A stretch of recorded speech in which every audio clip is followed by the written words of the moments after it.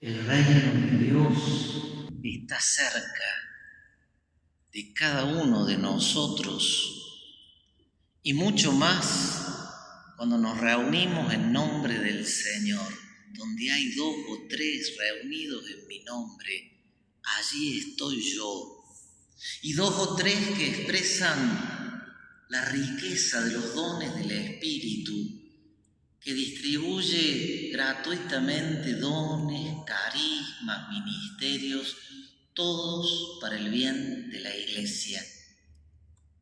Y además de habernos reunido religiosos de distintas partes de la diócesis, gracias por acompañarnos.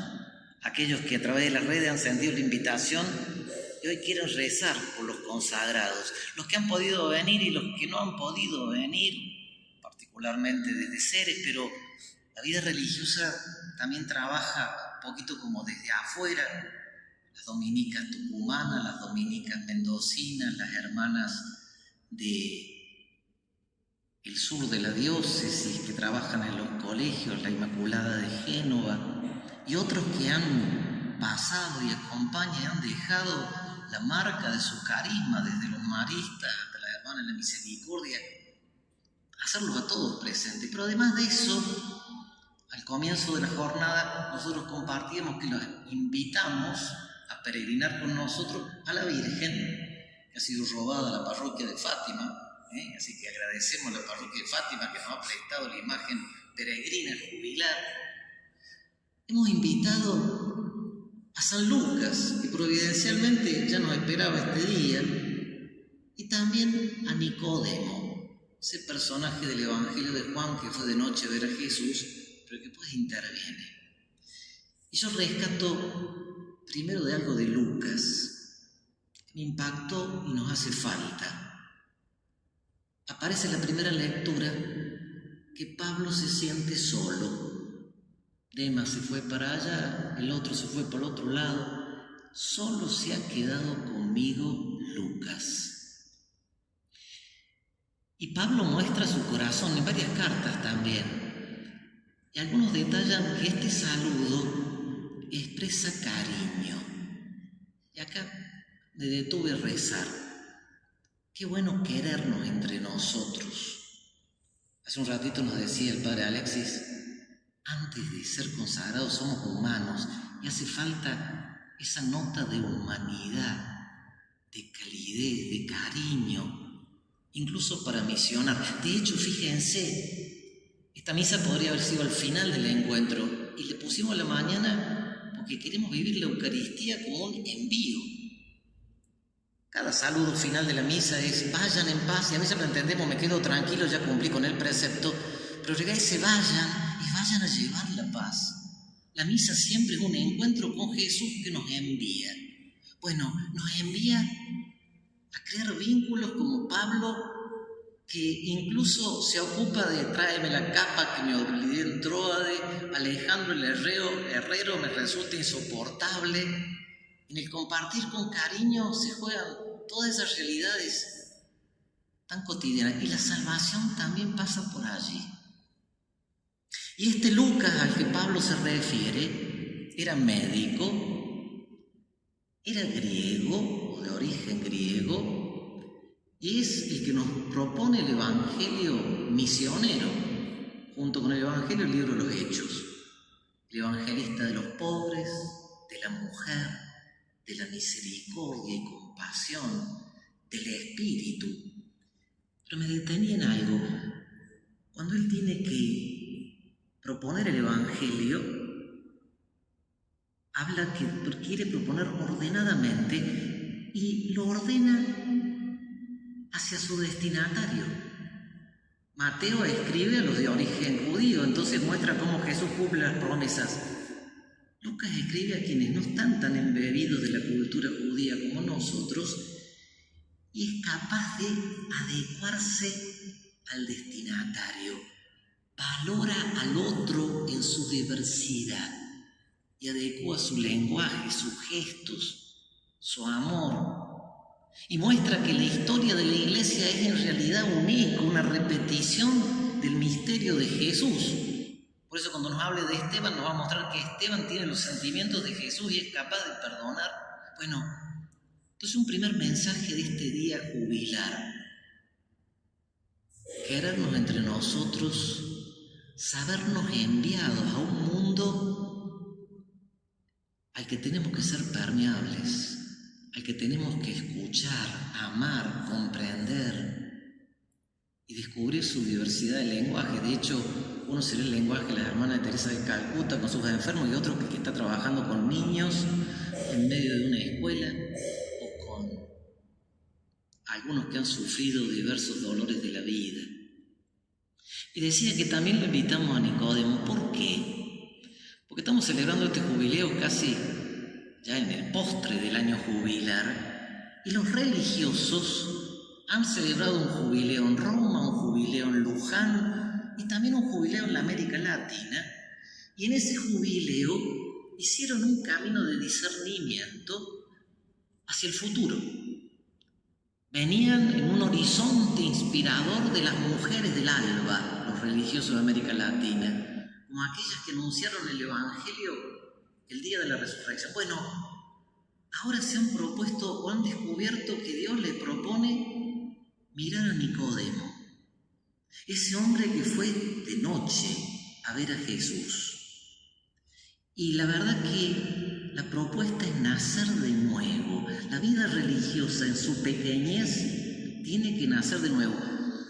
Y descubrían los religiosos de América Latina muchas pistas para el futuro y particularmente 7 llamados. Yo no los voy a abordar todos ahora, pero los comparto.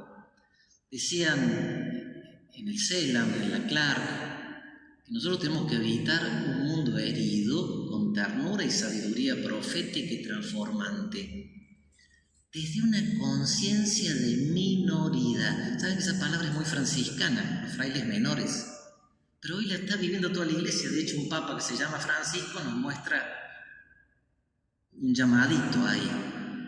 Conciencia y minoridad. Y hay diócesis o hay lugares, pensando en un convento de 500 frailes por allí, esos monumentos que hay tal vez les cuesta descubrirse menores. Pero acá en la diócesis nos va a ser fácil, porque somos pequeños. Vivimos ya la minoridad. Somos como la semilla del grano de mostaza, chiquititos.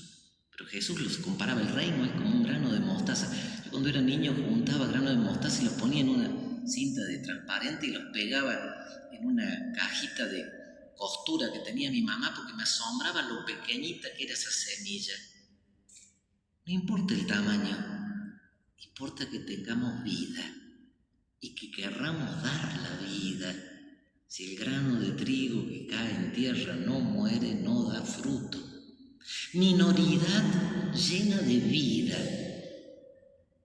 que cuida la vida. Otra palabra que resuena mucho. Bueno, los 7 llamados son estos. Abrazar la llamada a vivir con sentido desde lo esencial. Me resonó lo que San Pablo VI, el autor de Evangelii Nuntiandi que nombraban hoy, decía: volver a lo esencial. Por eso también invitamos a los santos fundadores al primer amor. Segunda llamada: despertar de la noche, del acomodarse y de la desesperanza. Tercera llamada que Dios nos hace: a nacer de nuevo desde la minoridad evangélica. Cuarta llamada: reconocer las señales del Maestro y desde esas señales animarnos a transformar estructuras. ¿Cuánto nos cuesta descubrir cosas que ya no van más? Estructuras caducas. Transformarlas. Quinta llamada que se descubre en Nicodemo: emprender un itinerario de discipulado misionero en sinodalidad. Comunión de carismas, comunión eclesial. Ya lo decía Juan Pablo II al comienzo del milenio, una espiritualidad de comunión. Sexta llamada: deconstruir con resistencia y reconstruir con osadía. Aquello de Jeremías: el Señor quiere hacer una alianza, pero más interior, mística, me animo a decir yo. Séptima llamada, a cuidar y proteger la vida desde el desborde y la sobreabundancia del amor. En una carta que recibieron recién los religiosos de la secretaria de la Clark, hablaba de este desborde. De hecho, la propuesta son 52 páginas, no voy a predicar todo eso ahora, pero decía, celebrar el jubileo y recibir la misericordia es para nacer de nuevo, para emprender con este horizonte de Nicodemo, que de hecho trata de defender a Jesús y no le sale, defender a los que sufren. Invita a tener la misericordia con el cuerpo crucificado de Jesús y bajarlo de la cruz. Nicodemo se hace presente frente al mundo del dolor. Y de hecho, el Papa León, cuando vivía el jubileo, invitaba con una cálida exhortación a volver al corazón. Bueno, hoy la invitación que yo también comparto es: sintamos el llamado a ser servidores, sembradores de esperanza y a vivir desde el corazón la certeza de que la esperanza no defrauda, porque el amor de Dios ha sido derramado en nuestros corazones por el Espíritu que se nos ha dado. El Espíritu que Jesús describe como el viento, ruah, como el viento que no se sabe de dónde viene ni a dónde va, pero que está animando la historia con osadía. Hagamos un ratito de silencio dando gracias, porque Dios nos miró con amor y nos llamó y nos dijo, sígueme. Dando gracias porque el Espíritu nos quiso regalar un carisma para embellecer la vida de nuestros hermanos. Dando gracias porque no somos huérfanos. El Padre misericordioso nos quiere instrumentos de misericordia, consolación, cuidado y esperanza, dando gracias, porque tenemos a la Eucaristía, tenemos a María, tenemos la maternidad de la Iglesia, que sostiene la vida consagrada en tiempos de minoridad, para volver a lo esencial y descubrir que el reino es gracia, es don. Dios lo hace, no lo hacemos nosotros. Jesús le dice a la samaritana, si conocieras el don de Dios y quién te dice dame de beber, tú le pedirías y te daría una fuente que emana hasta la vida eterna. Que se abre esa fuente y surge en nosotros un peregrinar con alegría y sencillez, sabiendo que sabemos a dónde vamos, a la casa del Padre, donde Jesús nos prepara un lugar para vivir esa plenitud a la que hemos sido creados. Dios nos quiere felices desde ya y felices por toda la eternidad.